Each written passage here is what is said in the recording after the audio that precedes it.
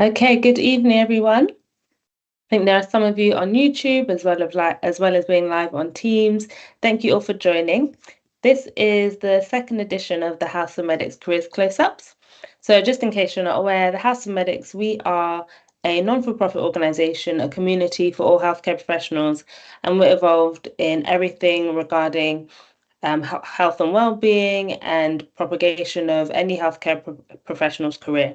So the Careers Close-Ups are monthly live webinars where you can hear from different professionals and be able to ask them questions about what they do and how they got to where they are at the moment in a nice, relaxed setting. There's absolutely no judgment here, so feel free to ask any questions, both on Teams and on YouTube, and we'll always do our best to answer all of them. So I'm very excited to announce today's speaker. Today we have Dr. Rayma, and I've just got a short bio just to introduce her. So Dr. Rayma Risquet is an obstetrics and gynaecology specialty trainee based in London. She pursued a career in O&G due to its unique blend of surgery and medicine, finding immense fulfillment in guiding families through some of the happiest moments of their lives. Originally from Lisbon, Portugal, Dr. Rayma studied medicine at the University of Buckingham Medical School. During her time there, she was recognised for her significant contributions to the university community, receiving the Spirit of Buckingham Medical School Award in 2022. Dr. Rayma secured a place in one of the most competitive O&G specialty training programs in the UK, training in top hospitals in London. She achieved this by scoring in the top 1% of specialty exams, demonstrating her dedication and excellence in the field. Beyond her medical career, Dr. Rayma is passionate about fitness and wellness. She's an avid lifter and runner, often sharing her fitness journey on social media under the handle at dr.rayisfit. As a sponsored athlete, she collaborates with brands to promote health and fitness, offering her followers insights and motivation to lead healthier lifestyles. Dr. Rayma also has a strong passion for medical education. She regularly teaches medical students and mentors students at King's College London, providing guidance, support, and motivation to future doctors. She co-founded the Breaking Barriers Foundation, aiming to support and mentor aspiring medical professionals from the disabled and BAME communities. She finds joy in sharing her knowledge and helping others succeed in their medical careers. Dr. Rayma's dedication to medicine, education, and fitness makes her a dynamic and inspiring figure in both the medical and fitness communities. So it's an honor to have her deliver her lecture today. Please make sure that you're engaged, ask lots and lots of questions. Obviously, she's done so well to get to where she is, so make sure that you really pick her brain for everything that you can. And I'll hand over now to Dr. Rayma. Thank you so much, Dr. Rayma. I really appreciate the introduction. Thank you, everyone, for having me today. I'm really excited to be here and to just share a little bit about life in O&G. So why don't we get started? So just to start off, a little about me. I am currently working in North Central London as an ST1 in Obs and Gynae. However, I did my foundation training in Essex, Bedfordshire, and Hertfordshire Deanery. As an F1, I did vascular surgery, gastroenterology, as well as geriatric rotations. And in F2, I did plastic surgery, GP, and A&E. So from all those 6 rotations, you can tell that I didn't even do an O&G job. But I still found that I had a passion for it, so hence why I ended up going for interspecialty training, which is something that I'll speak to a little bit more about. I graduated straight from med school. I didn't intercalate, nor did I have any other previous degrees, but I still managed to get into the top training program in my first attempt, and I'll tell you how. So if you not having an O&G placement, or you thinking that you don't have any extra degrees, because at the moment it seems like everyone's going above and beyond, and they've got PhDs and masters and PG certs and everything, and all loads of research under their name. Don't get too daunted about it. There is still ways, and whatever you bring is unique to you. So there's always going to be a place for you in whatever you do. So before we talk about why I wanted to do Obs and Gynae and what life in O&G is like, I just wanted to essentially mention what exactly is obstetrics and gynecology. It's 2 big words, so it's 2 big specialties, I would say. But essentially it encompasses women's health, specifically anything related to the women's reproductive system. So obstetrics in itself is a branch that deals with pregnancy, childbirth, postpartum period, which is essentially the period after following childbirth. And obstetricians, they specialize in monitoring, managing pregnancies, including prenatal care, which is before birth, labor and delivery, as well as the postnatal care, which is after birth. Some people wonder, well, isn't that essentially what midwives do? Yes, to a certain extent. The way I normally explain it to them is midwives, they deal with pregnancy when things aren't complicated or it's a low risk pregnancy. Obstetricians normally come in if it's a complicated or a higher risk pregnancy. And then we have gynecology, the other side. So gynecology essentially is a branch that focuses on the health of the female reproductive system, which includes everything that we have that makes a female reproductive system. So the uterus, the ovaries, the fallopian tubes, and the vagina. We diagnose, treat a range of issues related to the menstrual cycle, infertility, sexually transmitted infections, menopause, and loads of other health conditions as well that affect the reproductive system. So why O&G? Essentially, it's a blend of medicine, surgery, and patient care. It's a beautiful specialty. I think it's so broad that you can be someone that doesn't like surgery but still go into obstetrics and maternal medicine. You can be someone that loves surgery and loves oncology and loves reproductive system, so you decide to go into gynae-onc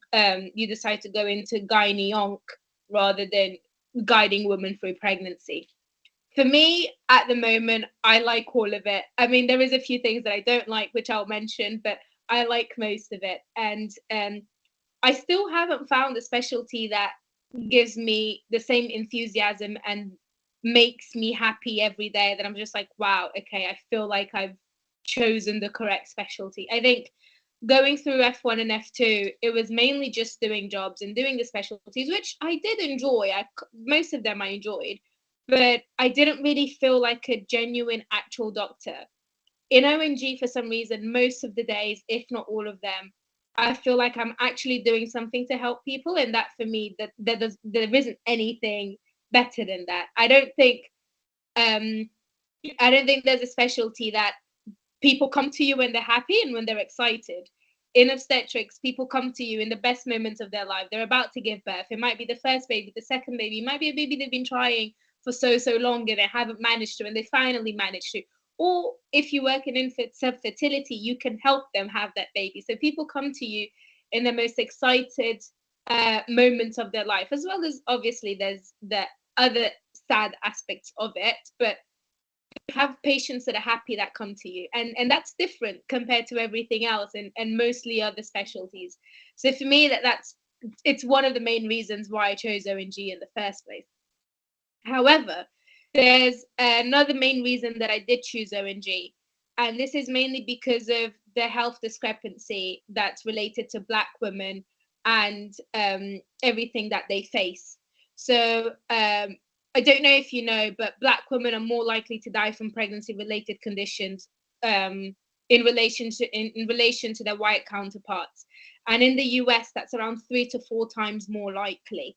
So there's lots and lots of reasons for that, but mainly some of them is implicit bias and racism in medicine. There's lots of studies that show that women often experience delayed diagnosis, undertreatment of pain, and dismissal of concerns.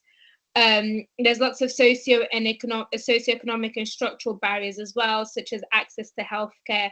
Black women are more likely to experience barriers in assessing high quality prenatal and postnatal care. And this is mainly due to financial constraints, transportation issues, and lack of nearby maternity services. So if we think about it in the NHS, luckily the NHS is free, but we don't really think about the financial constraints that go into people getting into health, people getting into a hospital if they need to, the bus journey they need to go on, or how are they going to take care of their other children if they're from a lower socioeconomic background, which unfortunately people from the BAME community are. There's also other things such as so-called lower likelihood of being listened to. Many high-profile cases have been shown. For example, Serena Williams and the post-birth complications that she had as well. I don't know if you guys know a little bit about that, but essentially it's just about how sometimes as a Black woman, we just aren't listened to when we go into healthcare. We might be in lots of pain for things such as fibroids that I've mentioned, but our pain might be dismissed. And there's a lot of ways we can combat that. And the fact we're doing the research on that is already really good. So the other ways that I can personally try and help is by having someone like me trying to represent these women and be there for them. So that's why I've also wanted to go into it, essentially, because I just wanted to see if I could make a difference to the patients that I see in the everyday, make sure that they understand that they have someone who looks like them, try to advocate for them, essentially. So now I mentioned why I think ONG is the best career that there is in medicine and probably in the world. I'm definitely biased, but I think so. We'll talk about a little bit of a day-to-day as a trainee. So this is essentially a snapshot that I took last night of my timetable this month. And this is a really good timetable, actually. This is a really good month for me, actually. The reason for that is because I have mainly normal working days. Normal working days essentially are either they begin at 7:30 or 8. 7:30 if I have to be if I have theatres or surgery in the morning and I have to see the patients beforehand, or 8 for anything else, and then you finish at 5. So I get to do other wonderful things, such as talking to you guys right now, or just go outside because finally the weather is really good and the sun's coming up and it takes longer for it to be dark. But yes, in ONG, no day is the same. If anything, no morning or afternoon is the same. So today is the 31st of March. I had a normal working day. A normal working day for me in the morning was I had what we call maternal assessment unit, which is where pregnant ladies come in if they have any issues, or for example, if they have high blood pressure and we need to monitor their blood pressures consistently. So they will come in and then they will be seen. There's other things that they come in for as well. And then within that morning as well, I had theatres within seeing that, well, in between seeing those patients, I had 3 emergency cases that I had to do, which are called evacuation of retained product. What that is, for example, women that unfortunately have had miscarriages and they need to go for a surgical management. So it's evacuating the products of pregnancy. I had to do that this morning as well.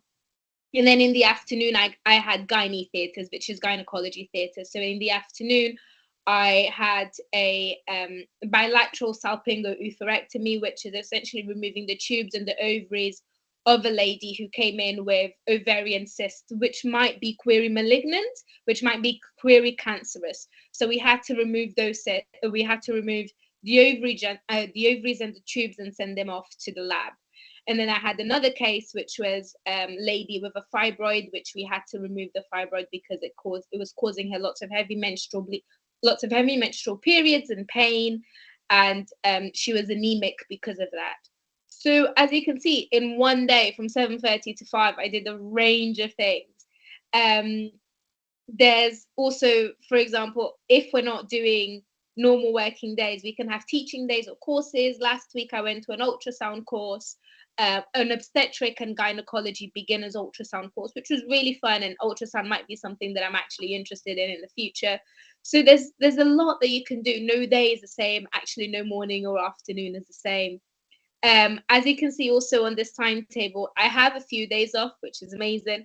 And there's something called LW and another one that's called Gynae. LW is essentially the labor ward day. Labor ward day is essentially you're in the labor, or you're in the birth center, or you're in the labor ward, which is every woman that's giving birth that needs medical attention, needs an obstetrician to review it. And labor ward is probably the busiest ward there is. But it's really fun. It's very high risk. You see lots of laborers at the same time, lots of deliveries happening at the same time. This is where we do our emergency cesarean sections as well.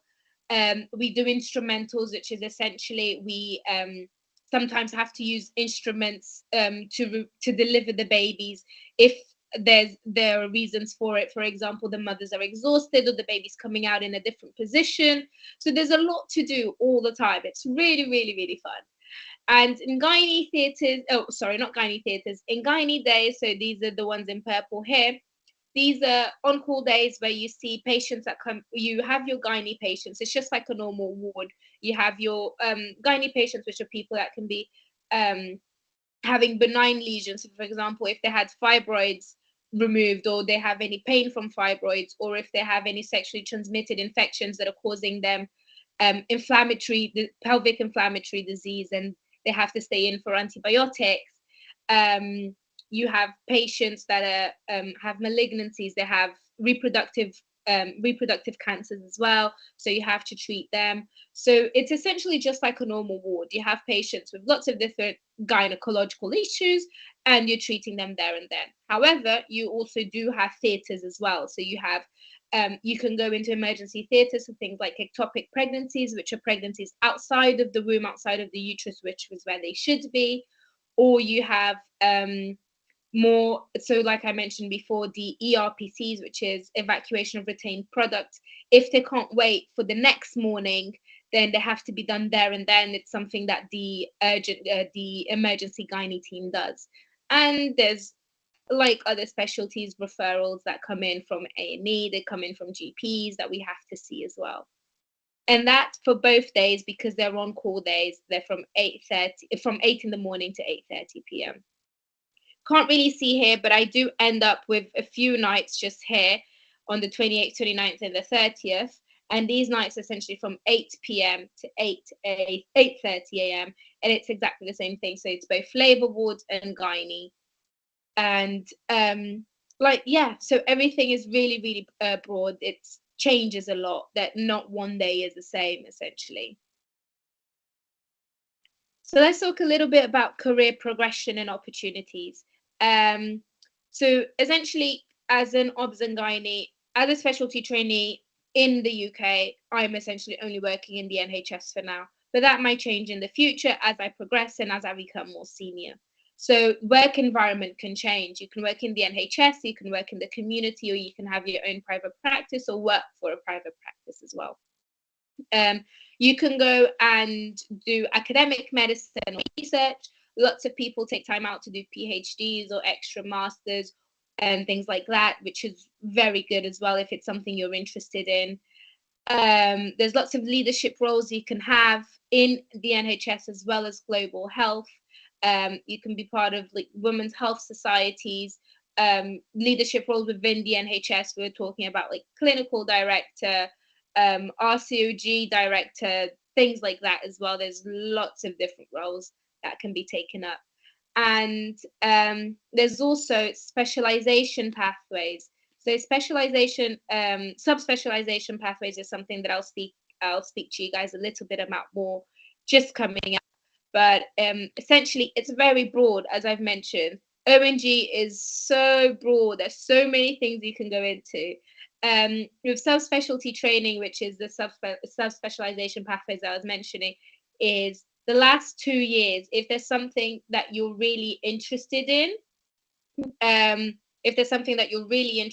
last 2 years of your training, you can try and do that. For example, some people are very interested in maternal medicine and fetal medicine. They're like, I don't really like gynae so much. I don't really like gynae surgery so much. What do I like? So you can do your subspecialty in just maternal and fetal medicine.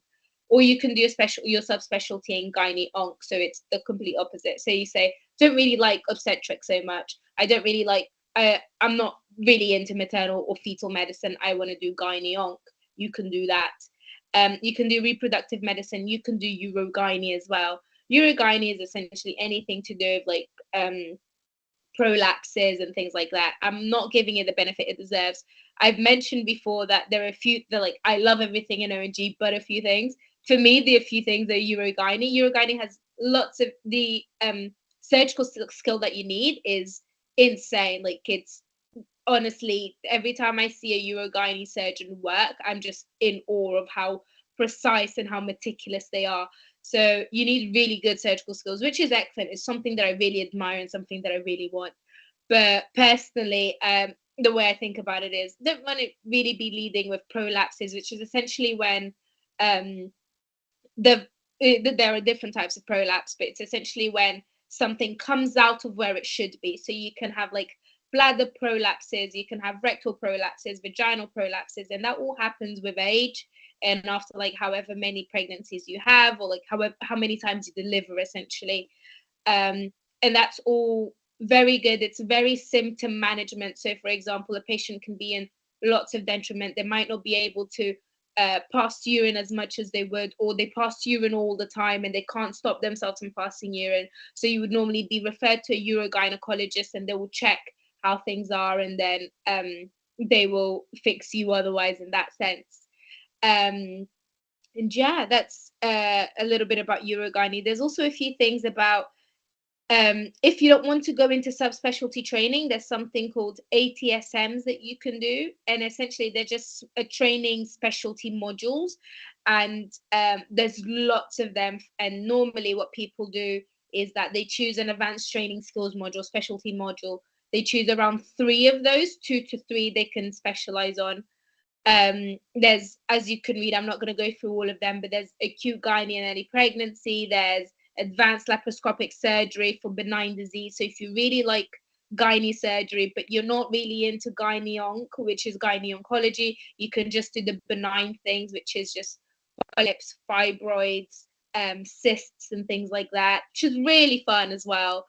You can do different types of abdominal surgery, open and laparoscopic, and you can just focus on that as well.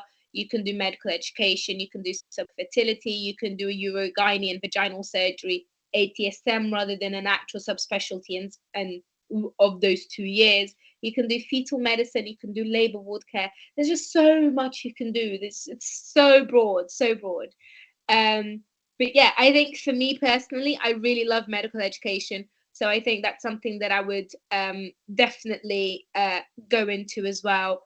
But I really like gynae and I really like labor ward. So I was thinking of acute gynae and early pregnancy as well as some labor ward lead. But I might change my mind. I seem to be changing my mind all the time. I've noticed that I love scanning as well. So I'm like, oh, maybe, well, with early pregnancy, I can do lots of scanning. Hence why I decided to go for that. But who knows, I might do subfertility because it's something that also seems to interest me and seems to make me feel like I want to. I don't know. But going into the I don't knows, let's talk about how to get into it and how to decide if this is for you or not. So there are 2 steps. I know there's people here from on Teams as well as on YouTube, and you're in different stages in your career. So we'll talk about in med school first. In med school, things you need to do to get into any specialty, not just ONG. So can be just into any specialty at all. You should probably get involved with audits and QEPs, oral presentations. You can do an elective on your last year of medical school. You can do an elective on your chosen specialty. Obviously, we're talking about ONG, so do an elective in ONG if that's what you would want. You can attend conferences and you can join different societies as well, or be part of society, as in work for societies as well in your medical schools. In terms of audits and QEPs, some people that I speak to are just like, they're just really hard to come by. Completely understand, they are very hard to come by. But what you need to try and do is just put yourself out there. If you're in a hospital and if you're doing your clinical placements, if you see someone that's like a senior, an F1 or an F2, or a trainee, whoever, just ask them. Put yourself out there and ask, is there anything that you would like any help with that you're working on that I can help? And honestly, the biggest thing that I learned in med school is if you don't ask, you don't get. Like I said before, I don't have any intercalations. I don't have any previous degrees. So I needed to make sure, and I didn't have any research under my name, and lots of people do. So I needed to make sure that I tried to do something whilst I was in medical school. And audits and QEPs were the way to go. I say that, like, I was still sometimes while through medical school, I was like, well, do I want to do surgery? Do I want to do ONG? So I did try and branch out a little bit. I did a lot of QEPs in surgery, mainly patient care, because patient care is very easy to do, and that's a pro tip. Anything that's related to patient care is so easy. Well, not so easy, but it's much easier to do than something that's actually clinically relevant. And if you're not really interested in the topic, you're going to find it really boring to do. So I would say if you do something that's broad, like patient care, it can be good in any step of where you are. And what I mean by patient care is, for example, surveys on how the care has gone in a clinic, if they're happy, if they're not happy, how the waiting times have gone, VTEs, have they been done? VTE is venous thromboembolism prophylaxis. So essentially, for people that when they're in hospitals and they have more risk of having clots on their legs and their lungs, we do something which is called a VTE risk assessment, and they might be given stockings or they might be given injections. So mainly, most people need that if you're in reduced mobility, and if you have like surgeries if you have reduced mobility for a long time, and obviously if you've had a major operation, you're going to be in bed. So all these things have to be done. And sometimes doing an audit or a quip, we get to see how much of that is done, if the quality of care is good. So those are excellent audits to do. But going back into ONG, doing audits and quips on ONG, like I said, I did some in surgery, and then I did two audits in obstetrics, and I did one in gynecology, just so I can have things under my belt, and also so I can learn a little bit more and see if I actually really enjoyed it. And the answer was yes. But yes, so, and then oral presentations. Most people are like, but how am I going to get an oral presentation, and what do I do? Where do I get it? With the audits and the quips that you do, everything that you do, you need to present it back to a local meeting, so your local hospital meeting. So if you've done one, or if you've helped someone do one, make sure you ask them, oh, by the way, can I help with the presentation, or can I present in the local meeting? Most of the times the answer would be yes, if not all the time, because doctors, especially like people in my stage or people above me, we like medical students that are engaging. We like medical students that want to do these things. And also it does take a toll out of us as well, because we have so much to do. So if we have a med student that's engaging and wants to do this, it's great for them for the experience, but it's also great for us because we can just oversee it rather than have to do everything as well. And then you can get your oral presentations from there. So like I said, you get your local presentations very easily, because there's bound to be a local audit meeting. That there needs to be. Every hospital has one. And then you can try and do regional presentations, which is essentially within your region, or national, which is within the country. And if you can, even international. And those audits and quips, and also I'll say / research, but research is a little bit harder to get into, hence why I didn't put it there. So audits or quips are much easier. So if you've done those quips and you've done those audits, you can then present them or submit them to conferences. And when you submit them to conferences, you can try and do an oral presentation or even a poster. And all these things count. All these things show commitment to specialty, and that's exactly what people are looking for. And like I mentioned, the electives, I did my elective in Obs and Gynae in Portugal, which was an amazing time. I loved every second of it. Attending conferences, that could be, if you're already presenting at a conference, you have to attend it. So that can be 2 in 1 as well. And joining societies or being part of like working in societies as well. So as a medical student, I was the president of the surgical society, the academic and surgical society, and I was the vice president of the obstetrics and gynecology society, just to show leadership, just to show that I wanted to be that I was engaged in those 2 specialties, and that's it. I knew that my life was going to go either way. And also it's really good to make connections as well. You get to speak to lots of different people, get lots of career advice. You get to organize events that you know your team, your peers are going to enjoy, and it's just really fulfilling at the end of the day.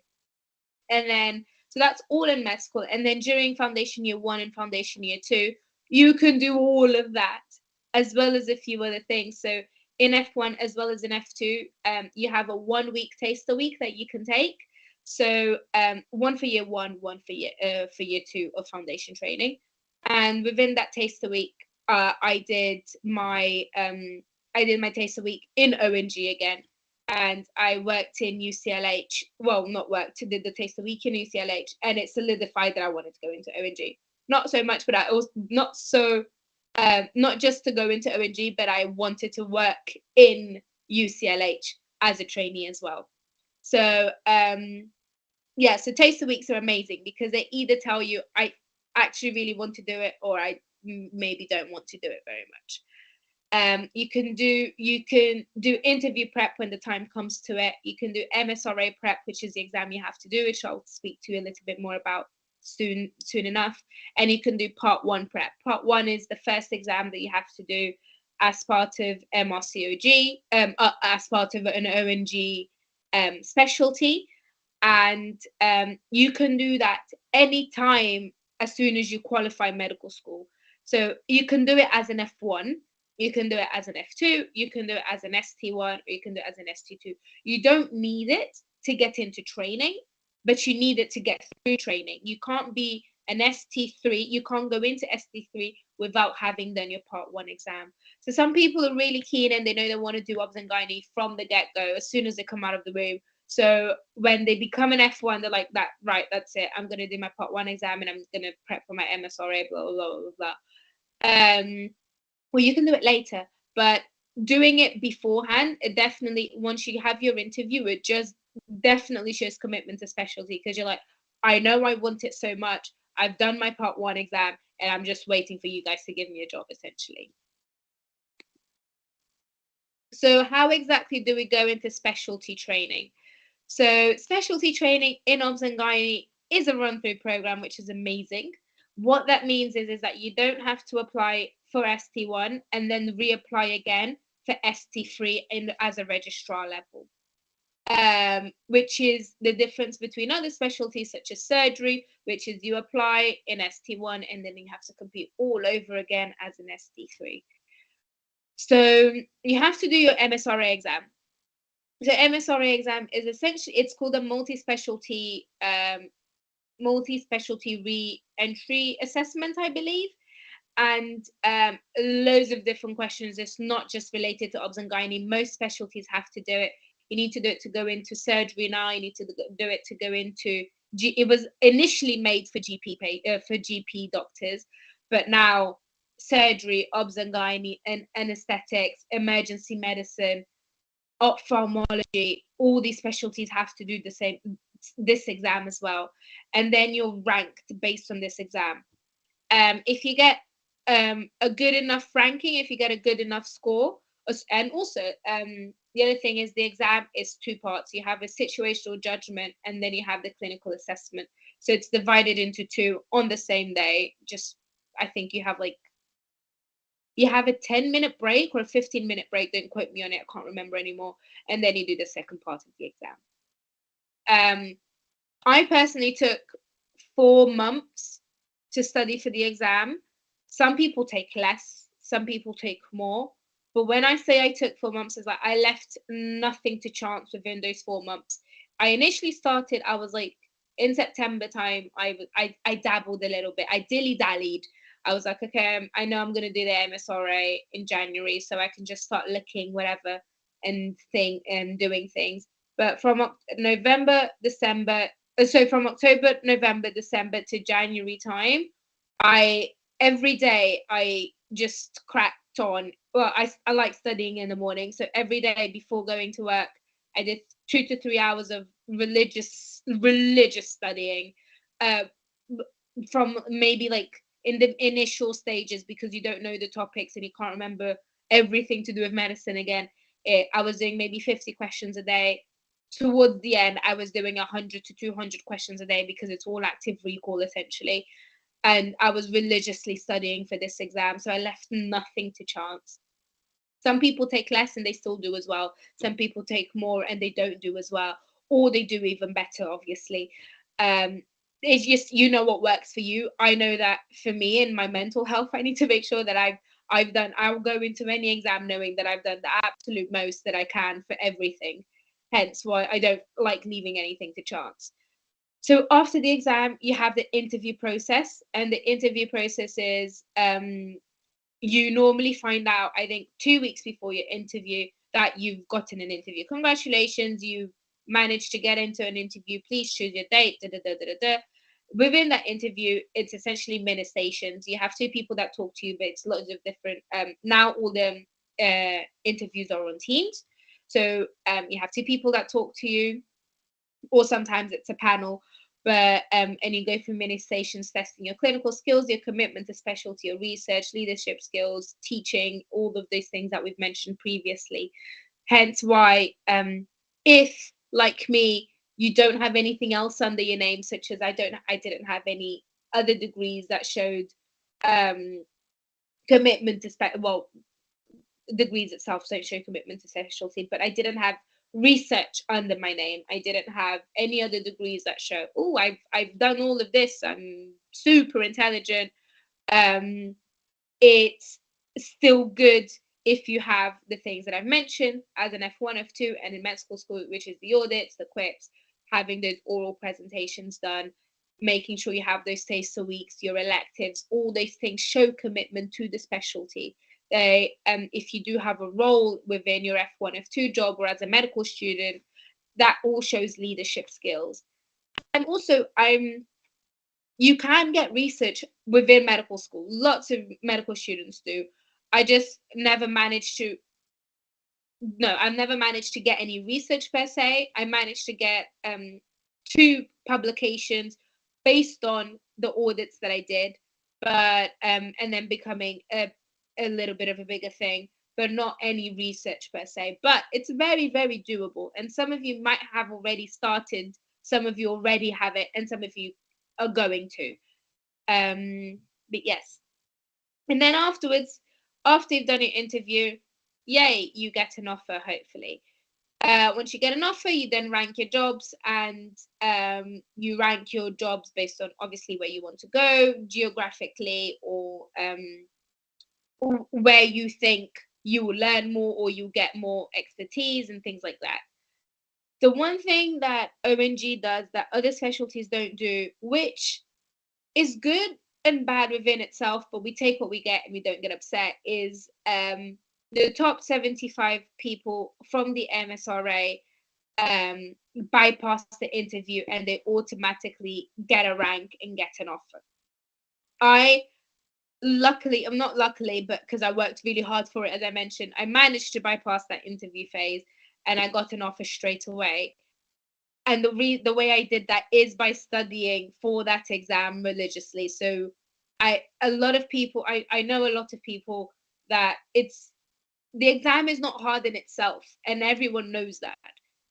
So they just study for it as maybe a month or 2 months, which is great. It might work for some people, but I just knew that I was like, okay, this is the first step of me into getting into a career. I'm going to do as good as I can to get in. I also applied for surgery, and I also did get a job in surgery. Not the only reason, but the main reason I didn't take the job, well, the 2 main reasons why I didn't take the job is because I didn't need to at the moment, but I couldn't decide what subspecialty of surgery I would do. I kept thinking, I love kids, so maybe pediatric surgery, but I don't like kids in pain, so I don't think ped surgery is for me. I do like trauma and orthopedics. I have a background in fitness. I think maybe TNO could be for me, but I also don't want to subspecialize in one particular joint and do hip replacements my whole life or knee replacements my whole life. So I was like, general surgery, do I really want to be taking? I mean, I am oversimplifying it, all of these, but I was like, do I really want to be taking gallbladders out for the rest of my life, or do I really want to be focusing on colorectal surgery? I know there's a lot more that goes into it. ENT, I don't like snot, so I was like, maybe not ENT. So there was a lot more of maybe not, whereas in obs and gynae there was a lot more of maybe yes, besides urogynae, which is the only one that was maybe not. So that was the main reason why I ended up choosing obs and gynae rather than surgery. And the second reason, which might be a little bit of a lazy reason, but I want a good life at the end of the day. I don't like stressing. This job is already stressful enough. Medicine is already stressful enough. I just wanted a run-through program. I was like, I don't want to compete again and work so hard to then have to compete again in less than 2 years' time to get a specialty number, to get a registrar number or a place that I want to be. I want to know exactly where I'm going to be for the next 7 years. And yeah, so hence why, because of those 2 reasons, I decided to not go for surgery and go for obs and gynae instead. So like I said, the program is 7 years, but this is excluding if you take time off and excluding if you do less than full-time training. Like I said previously, a lot of people go into PhDs, a lot of people do masters. Some people just need time off to go and live a little bit because it can be very demanding and daunting. So that's excluding all of that. Previously, a few years back, the dropout rate of obs and gynae was really low. The reason for that is because everyone went into it thinking, this is a wonderful specialty, I get to do this and I get to do that, and I love it. And then they notice how hard the job is and how demanding it is and how emotionally exhausting it is. So then they drop out.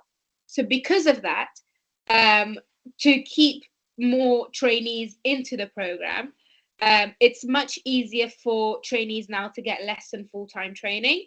So, and most of the times you don't really need to give them an answer. You can just say, I want less than full-time. I want to be working 80% or 60%. I think, don't quote me on this, but I think if you go any lower than 60%, you have to give an answer as to why you're doing that. Is it a health reason? Is it because you have a family you need to take care of, you're someone's carer, and you just tell them and they don't question it most of the time. So I've been told. I haven't personally gone into less than full-time training, but it might be something that I do in the future if I feel like I just need a little bit of a break. Who knows? But yes, so specialty training process is can be a little bit daunting, but it very rewarding at the end when you get a job, I would say. However, the work never stops, even though this is a very busy slide, but it's just to show what we call the training matrix. It's a 2-page matrix, and this is for every stage. I cut out, no, I actually didn't cut out anything. It's just 1 page on top of the other. But essentially, it just shows what you need to do as you progress through the years. So as an ST1, there isn't really much to expect from us, which is a little bit interesting, to be fair, but they just want us to do cervical smears, which aren't very hard to do, and you need to do 3 of them, and that's it. And then there are other things you need to do, which is obviously to do like CBDs, mini kexes, which is something that we, if you are already an F1 and F2, you know that you have to do them, or even as a medical student, you have to do all of those as a medical student. It never stops. The portfolio process is still there, unfortunately. You have to do your reflections, you have to do your CBDs, your mini kexes, you have to do your direct observation things, your DOPS, and you still have to do exams, unfortunately. Like I mentioned, you can do the part 1 exam as early as soon as you graduate and start working as an F1. But besides all the daunting or like the less important things to do, you're actually a trainee. It's different to obs and it's different to F1 and F2 that I feel like it's taken me. I didn't do an F3 because a story for another day, but I feel like I'm lazy. So if I knew that if I did an F3, I would have wanted to do an F4 and an F5 and a 6 and maybe never go into training, just because I'm feeling just because I like the locuming life and the locuming money. So hence why I didn't do it. But I know it works for a lot of people. A lot of people just need that break, or a lot of people just need time to make money, or a lot of people just need time to go traveling. All those reasons are very reasonable. I just knew that for me, I was just lazy and didn't want to do it if I didn't have to. So the difference for me working as an F1, F2 to working as a trainee is that you actually, I think you get taught. I mean, that's the whole process. You're here to learn, and you do learn. You learn a lot. So as an ST2, I don't know if you can see here, because like I said, it's a very busy slide. You have to do your cesarean sections, and you have to have at least 3 done. You have to do some non-rotational deliveries, so like instrumental deliveries that I mentioned and things like that. And it goes down. You have to do some the ERPCs that I mentioned that I did this morning. So your evacuation of retained products of conception. So in ladies that unfortunately have a miscarriage, or they have a or they stop their pregnancy, and you have to do other things such as biopsies. And obviously, the more you progress throughout the years, the more senior you are, and the harder the skills you have to obtain are. Just to say that just because I'm an ST1 and the only thing I have to do is cervical smears, that's not the only thing that I do. I've been very much more than signed off for basic cesarean sections. You need to do 3 as an ST2. I've done, as of last week, I've done 27 cesarean sections in my 5 months of training, going on to 6 months of training. So I've done a few I've been signed off for rotational deliveries already. I've been signed off for perineal repairs already. So you can progress even however stage you are in. It's just about how much you want to, and obviously how good your team is in teaching you, which luckily I'm working in a hospital that love teaching. I'm working in a hospital that's busy enough that I get lots of teaching as well. So all of that is great. It's the process of learning and knowing that you're a trainee, you are learning and you are improving your skills. That seems amazing. And you have courses that you have to do. You can't really see here, but you have the basic surgical skills course. You have a prompt, which is basically a simulation course. And you have a CTG training course, which is essentially reading the tachography things, which is essentially CTGs they stand for cardiotachography scans, essentially, and they are for you to see how the baby is progressing, the heartbeat of the baby, as well as the contractions the mother is having, and it's to see how good the baby is. Is the baby happy inside the belly? Does the baby need to come out? Is there any issues going on? So you have to be able to read those as the beginning of your training, and obviously you're progressing. And the part 1 exam that I mentioned, you only have to do it to go into ST3. However, the earlier you do it, the better. I did it in F2. I didn't do it in F1. I was not that keen, but I did do it in F2 after the MSRA. Some people do it whilst they're studying for the MSRA, but I was like, this is just a little bit too much. Let me do the MSRA first, and then if everything goes well, then I'll do the part 1. So hence, that's what I did. I actually thank myself every day for having done the part 1 exam during F2, because I couldn't think of anything worse than having to study at the moment. I'm like really just enjoying my time as a trainee. I'm enjoying the fact that I'm new, I'm a beginner, and I'm learning, and I'm just training, and all I'm doing is improving my surgical skills. So I couldn't think of anything worse at the moment than having to study for an exam when I have to already in the next 2 years' time. So I'm just taking a little bit of a break with exams, hence why I wanted to do it earlier on, and do focus on other things. For example, focus on getting publications, getting more audits, more quips, and going to more conferences and doing a lot more courses and things like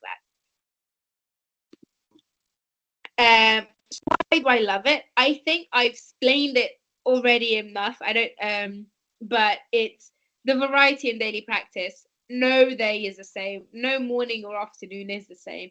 Everything is really fast paced. Things happen really quickly and you just have to be on it. It's very acute. Lots of emergencies happen. I don't think I've done one labor ward day that I didn't have more than 2 emergencies. Sorry, let me rephrase. I don't think I've had one labor ward day that I've had at least 2 emergencies. It's always been a lot more, and it's something that I really enjoy. I like being kept on my toes. I'm always learning. Like I said, as a trainee, you're always learning.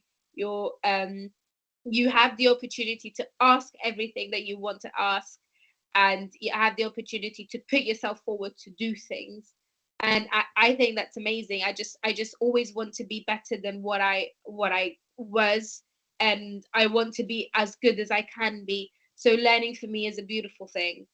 It's very skills based. There's lots of things you have to do. You have your surgeries, you have things like your hysteroscopies, which is essentially looking at a camera into the womb. It's a scopy for scope, and hystero for it being a womb like thing. So you look into your womb and you check to see things that are there, if there are any polyps, fibroids, like cancerous things, taking biopsies. You get to do all of that as a trainee and learning how to do it. You get to do colposcopies. You get to do scanning, different types of scan, obstetric scans, gynae scans, early pregnancy scans. You get to learn a lot about medicine, maternal medicine, fetal medicine, subfertility, infertility. There's just so much you can go into, so much, and so it's like so many skills you can gain from it. And you actually have an impact in patients' lives, and you see the impact there and then. Especially in obstetrics, they come in, they're having a very difficult delivery, or they're having a very risky pregnancy. At the end of the day, you're giving them a really cute baby to look at and to take and cherish for the rest of their lives. And although I'm talking about the good aspect of it, you also have an impact on patients' lives in less of a good aspect. So like I mentioned previously, me especially being from a Black background, wanting to show other women as well, other women from the same background as me, that they are being listened to, their pain is not being ignored, and I'm there for them in that sense, is a really wonderful thing. And it's something that I'm enjoying every day at the moment, and hopefully for the rest of my life. And lastly, you were never bored. I don't think there's one thing that can bore you in ONG. I might be biased, as you can tell. I love it, but there's so much to do. And if you don't like one thing, you can do the other thing. There is just so much to do. So I don't think you could ever be bored unless you really, really don't like it. And if that's the case, it's not for you, but at least you would have tried it and you would have seen and you would have noticed that you didn't like it. However, sometimes I just want my bed. It might be really tiring. Like I mentioned, it might be exhausting emotionally and physically. It's really, really, really busy. And it can be very emotionally draining. There's a few things as if like bad outcomes that are really, really sad as well. But it's all part of medicine, essentially. This is what we signed up for. We signed up for being there at people's worst times and trying to make a difference and helping them in however way we can help them. But as well as doing that, you get to also see the beautiful side of things. And for me, there doesn't seem to be anything more rewarding than it. So top tips that I would say for all of you guys, whatever stage that you're in, it's okay to not know. Like I said, I was until up the point that I had to decide, I still had my option open between surgery and obs and gynae. I knew for a fact that I was like, I don't want to do medicine. I don't want to be a med reg. I think it's probably the busiest. Although I used to say, I think being a med reg is probably the busiest job in the hospital. I do take that back.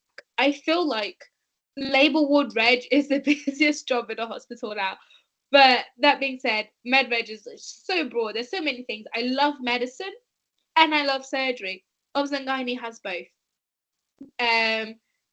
You get to explore, and I feel like you should explore everything. If you don't know, do a little bit of, so if you have an elective, do an elective on the things that you're interested in.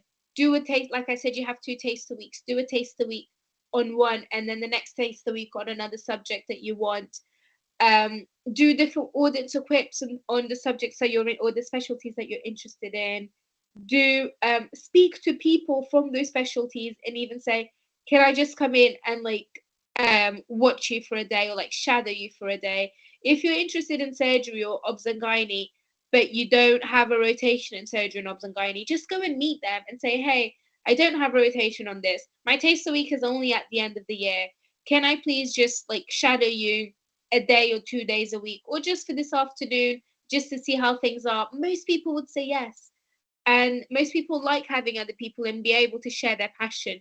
So I don't think you can ever be wrong, or you can ever go wrong by asking. Like I said before, if you don't ask, you don't get. So you have to ask and put yourself out there. My other top tip is have a life outside of medical school or outside of the hospital walls. You need a life outside of this place. It's all well and good. Like I say, it's a vocation. You love it. You can only do it if you love it. There is no other way. But you need to love other things because it can be very exhausting, very emotionally draining. So you need to have a life outside. If that is just going out with friends for a coffee and making sure that you're keeping up with your friendships and relationships outside, going traveling when you can. For me, it's all of those things and fitness, like Dr. Rayma mentioned. I'm very big on fitness. So I do things outside. I'm running the London Marathon. I'm a power lifter. I dabble in calisthenics. I have goals and achievements that I do within my fitness community as well. So things like that it's good to have a life outside of medicine. It's good, not only it's good, you need it. If you don't notice it that you need it now, you will 1000% notice it that you need it later. Ask for advice. Always ask. Like, people are here, they're happy to help you. Ask anything you want to ask, and you'll always find someone that's more than willing to help you. Get a mentor if you need. You can do it through your medical school. You can do it through your foundation training program. Whoever you have that you like, just be like, hey, by the way, like I feel like I want to do what you're doing, or I feel like I just want a little bit more guidance. Please do mentor me if you have the time for it. And I think most people would say yes. Everyone, like, not everyone, but most people are happy to help, especially in medicine. We know that the way you learn is by being taught. The way we learn as med students is not really by what we read, but it's by the time we spend in the hospitals, by the time we spend with other doctors, with other professionals, with people that are above us. So doing all of that, we know that. I know that I wouldn't have been where I am now if it wasn't for the doctors that I shadowed, the people that taught me as I was a medical student and on an F2. So I am more than happy to teach and be mentors to people that are younger. Hence why I'm doing this now. And lastly, enjoy the process. I think everything can be really, really daunting. This is all very, very daunting. Medical school is daunting. Being a doctor is really daunting. Having to go through training, always being tested, all of this is so daunting. And we can forget about the bigger aspect. And the bigger aspect is that you're doing something you enjoy, because I guarantee that if you don't enjoy it, you're not going to do it for the rest of your life, especially in this field, in the medical field. And two, it's an amazing thing. I generally feel like medicine is amazing. I don't know what I would have done if I hadn't done medicine. So trying to enjoy the process is the best way forward. Not just think about the end goal, because the goal is too far ahead. If I think about me having to, like, how I'm going to be when I become a consultant, I still have more than 7 years ahead of me. It's going to be very daunting. It's going to be very stressful. It probably was going to give me a lot of anxiety. So I just try and focus on the here and now. Like, today I've done this, I really enjoyed this. I've done that, haven't really enjoyed that. But what can I do to improve tomorrow? How can I enjoy tomorrow? And yes, that's it from me. Please do follow the top tips if you haven't followed anything else. Um, it's okay not to know, explore everything, and most important, enjoy the process.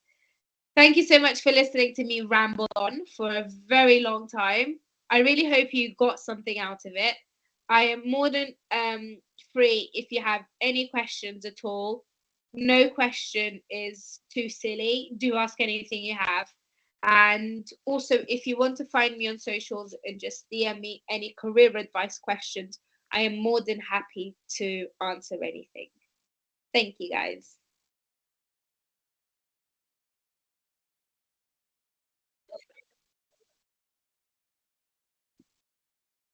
Insightful. Even I enjoyed it. No, I don't have any intention of going into ONG. It was a really engaging talk. So please ask questions. You can ask either on Teams or on YouTube. I've got both open. I think what I really liked about what you said is just how you had lots of different interests. And I think that it's really important that we do reiterate that, because a lot of med students and resident doctors feel like they need to know everything from the beginning and know exactly what specialty they want to go into. But I definitely think it is really good to keep an open mind, evaluate all your options, and it's absolutely fine to like more than one thing and then see how things go. So I really enjoyed that. I don't know if you can see, but there's comments on YouTube as well. It's just someone saying thank you. And we have a question on Teams. Someone said, if certain docs are required in ST2 but completed in ST1, do the sign-offs roll over? Yes, they do. So they will roll over until ST3, and then in ST3 it's a whole new lot of things that you have to do. So the things that I've done as an ST1, I can certainly use that for ST2 until I progress into ST3. Okay. Thank you.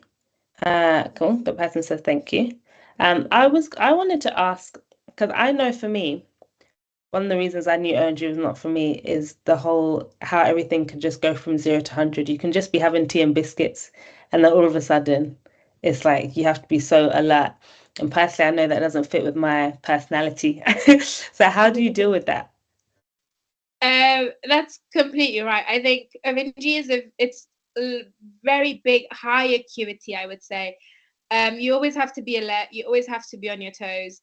And to be fair, that's something that I enjoy. I feel like if I'm sitting down for way too long, I'm going to have I'm just going to be bored and I'm going to be tired. So I like the fact that it's fast paced. I like the fact that it's emergency after emergency. However, I do have to admit that things pop off at once.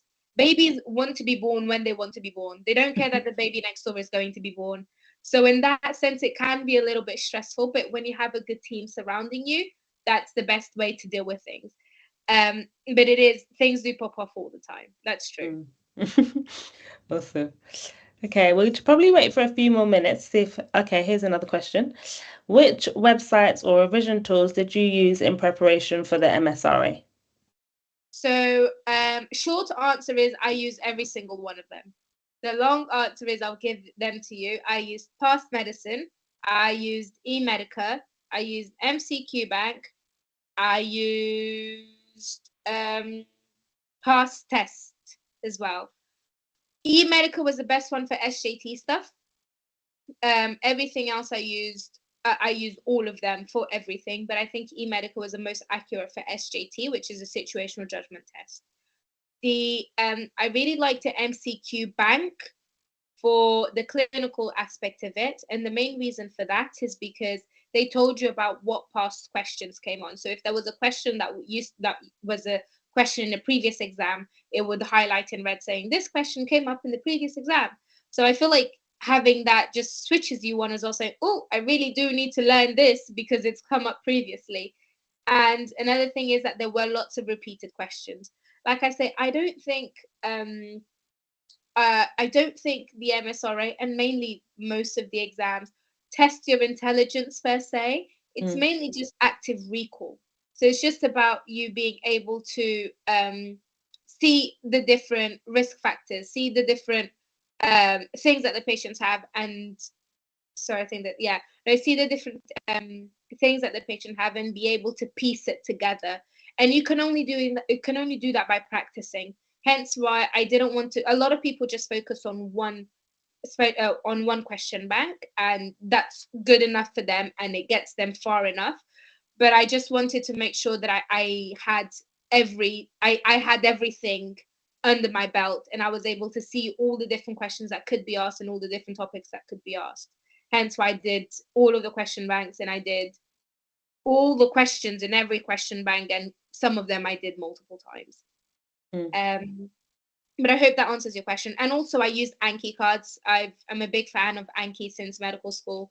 So every question that I had on MSRA, I put into an Anki revision deck, and I use those questions for active recall as well every day. If you would like, I can send you. I've been sending the if you do use Anki, if anyone uses Anki, I can send them my MSRA question bank and my Part 1 question bank on Anki for you guys to use. The only thing that I would say is that it has lots of spelling mistakes because it's just me sometimes at 3:00 in the morning writing questions down, and it might have a few angry messages of me saying to myself, you should know this by now. So if it's something you want, I can definitely send it to you guys afterwards. So thank you. I think she said yes, please.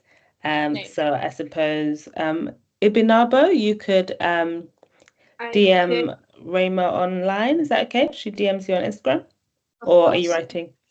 I will. Yeah, I can write down my Instagram. Just DM me and I'll send it over. Awesome. And I think she has a few more questions as well. We have a question on YouTube. Someone said, what is the most challenging part of O&G? besides it being a busy specialty, I think it can be very emotionally draining. This happened to me. So on the 1st of January, I will never forget, 1st of January this year, I had my first stillbirth, and I had to deliver unfortunately a dead baby. And it was my first time doing it, and it was very, very, very sad, to the point that I saw myself nearly about to cry. I delivered the baby, put it into a cot, and essentially I also had to do a episiotomy, which is essentially the birth canal of the mother. The vagina wasn't big enough to deliver everything, so we had to make a cut, which is a normal thing that we do in normal deliveries as well sometimes. But in this case, I had to do that for that for that mother, which is not something I wanted to do, because although we stitch it up very well, if she was ever to look at it, it would be a scar that would remind her of her unfortunately dead baby. So but it was something that I had to do, so I did the cut. I delivered the baby, and I asked the midwife to take over. She delivered the placenta, just because I was physically about to cry. And I went into the toilet, just composed myself, came back and did the perineal repair. And for me, I think it was because it was my first one on the first day of the year and everything. I think everything became a little bit too much, but it's essentially what I signed up for. And I think it's good to have, some people are numb to these things already because they've experienced so many of that. But I think it's good to still be emotionally involved with your patients in that way, because they're going through a very, very tough time, and they need to know that it's not just something that's normal that we see every day. But yes, I feel like that was probably the hardest thing that I've experienced thus far, and it's not nice at all. But yeah. How did you deal with that when you got home? Because that's the problem, isn't it? You don't actually have time to debrief when you're on the job. Yeah, it's true. I think, to be fair, I don't really know what I did when I got home. I probably just ate my sorrows with food and watched Netflix with my parents. But I would like, the one thing that I have to say is that your support system is really important. So the trainees that I worked with, there's another ST1 just like me. So every time we have a rough day, we just text each other, like, let's just go grab a coffee and see if we can grab a coffee, and we debrief about it. The ST2s and ST3s as well, I have a really good relationship with mostly every trainee and consultants as well, because they are very hands-on and they are there for you, but they know what you've been through, and they're able to help in that sense as well. And the emotional support that you have at home as well. You may not even have people that are from a medical background at home, but just being able to speak through things with people, it helps a lot. So you should never keep things to yourself. With that, the 1st of January, the stillborn baby that I had, I definitely spoke to it. I definitely spoke to my supervisor about it and this ST1 about it on the day. And then afterwards, I've managed to speak a little bit more with, now speaking to you guys and speaking to some friends, that just explaining how that day was probably not the best day that I had. But the one thing that I would say is, although these days are common, we're in medicine, we're in a field that unfortunately things don't always go to plan. And in obs and gynae, the one thing that I mentioned, in obstetrics especially, one thing that I mentioned is that people come to you when they're happy, people come to you when they're excited, people come to you when they expect good outcomes. So sometimes, unfortunately, those outcomes aren't met, and that can be a lot harder for you as well as for the family as well. But the one thing that I would say in that is, for every bad outcome, there's 10s and 20 good outcomes. So it's just about being able to understand that there's still light at the end of the tunnel, and that's really, really important. Awesome, thank you. That's such a nice way to end. Okay, so unless we have any more burning questions, we'll let Dr. Rayma go. Thank you so much. That was such a great session. Lots and lots of useful tips. For those who are on, do remember that it's going to be up on YouTube as well. So if you want to go back and watch or send to friends who weren't able to join, then you can do that. But yeah, thank you so much. And Thank you. everyone, make sure you stay tuned to House of Medics. We're going to be doing one of these every month, and lots of other things we have going on. If you're not on our mailing list, then please do sign up on our website and stay updated. Thank you so much, Dr. Rayma. Bye, Dr. Emma. See you later. Take care. Bye, everyone. Bye-bye.